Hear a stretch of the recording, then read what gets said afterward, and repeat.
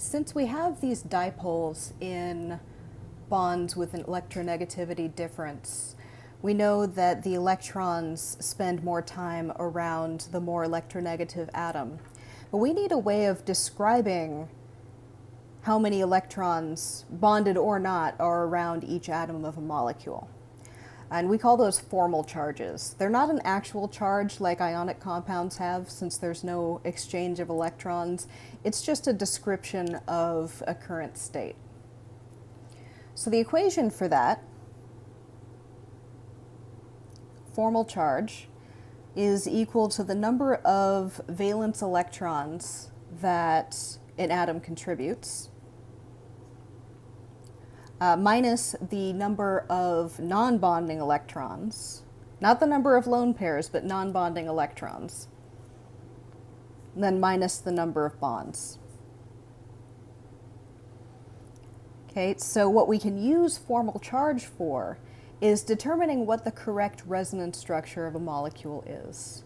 The resonance structures that we looked at before just involved placing an equivalent double bond in multiple possible places, but sometimes the molecules can actually have a different arrangement of bonds, and we'll look at an example of that. Let's write that down.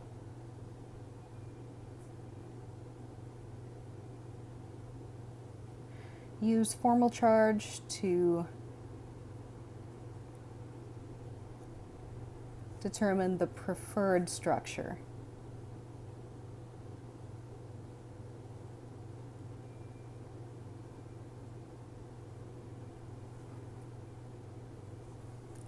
Which structure it spends most of its time being in.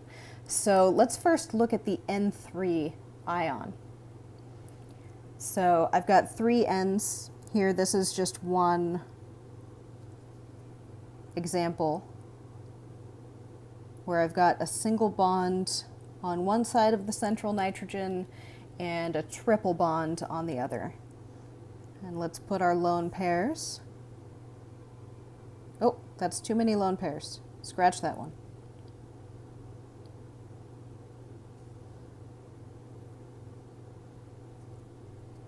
I'm making these brackets a little bit big for a reason, so on your note sheet, make them a little bit big.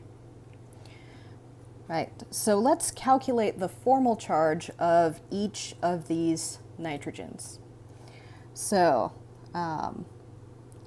let's look at the nitrogen on the left. And so the valence electrons contributed by any nitrogen would be 5 valence electrons, minus the number of non-bonding electrons, so that's 6, minus the number of bonds, so that's 1. So that equals -2.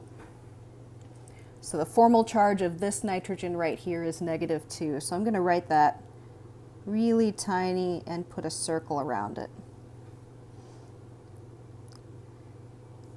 Now let's calculate for the center nitrogen. That's 5 valence electrons minus 0 non-bonding electrons minus 4 bonds. It has no lone pairs. So that is equal to +1. If it's positive or -1, you don't need to put the number, just put the symbol with a circle around it next to the appropriate atom. Now let's do the one on the right. We've got 5 valence electrons minus 2 non-bonding electrons minus 3 bonds. So that gives it a 0. Now, if it has a 0 formal charge, don't write anything. We assume that it's 0 if you don't write anything. Right, so let's look at the other option for this structure. The other option is one where the double bonds are symmetrical. And then we've got 2 lone pairs on each nitrogen. Oh, and I forgot to put my charge out here. Another thing to remember about formal charge is that the sum of the individual charges needs to add up to the overall charge. And if that's not true, then you made a mistake in your calculations somewhere. So -2 and +1 equals -1, which is indeed the charge. So that's confirmation that I did my calculations right.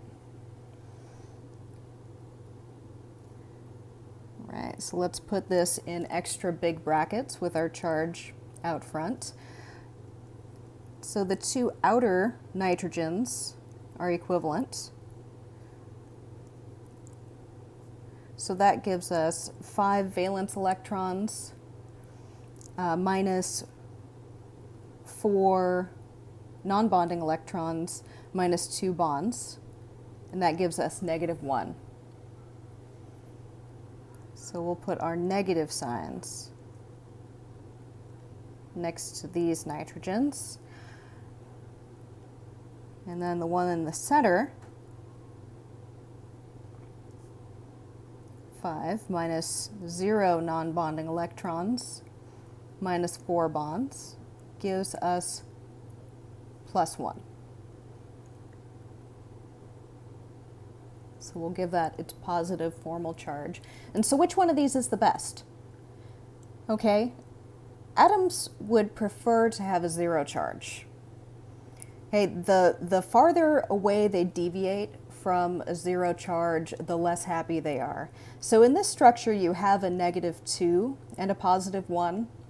And that -2 for one atom is going to be a lot easier if it was just a -1 for 2 atoms. Okay, and then the central atom still has a +1. So this one would be our preferred structure.